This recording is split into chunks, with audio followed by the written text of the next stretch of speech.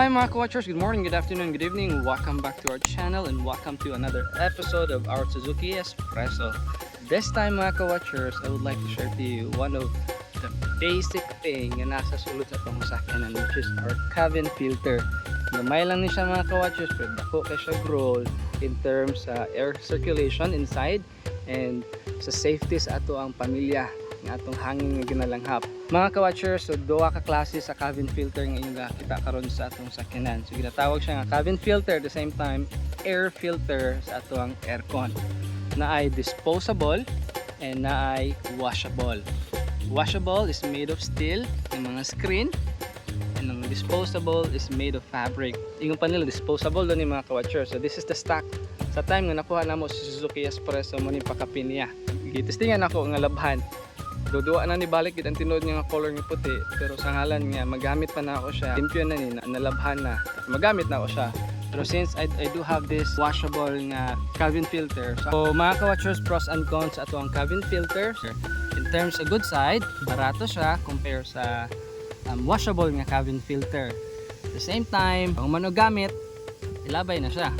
Pero sama sa akong gisulti sa inyo mga ka-watchers, pwede pa siya malabhan para magamit ninyo, kaso wala may pampalit sa ato ang washable nga cabin filter. Ang bad side ani, ingani ang itsura lang na. Ang bad side po sa kaning washable nga cabin filter, for me, makita ninyo see-through na siya mga ka-watchers.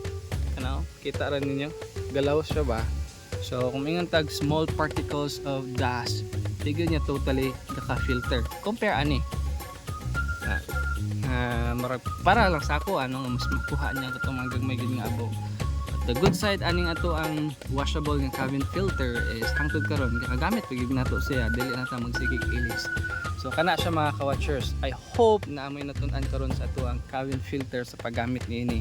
As pagpili sa unsay maayo nga atong himuon nga cabin filter.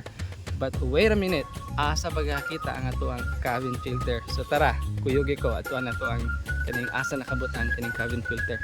So mga ka-watchers, na siya sa right side passenger sa front. Pag open ninyo, ako na siyang giablihan. So dali ra ni siya tanggalon mga ka-watchers.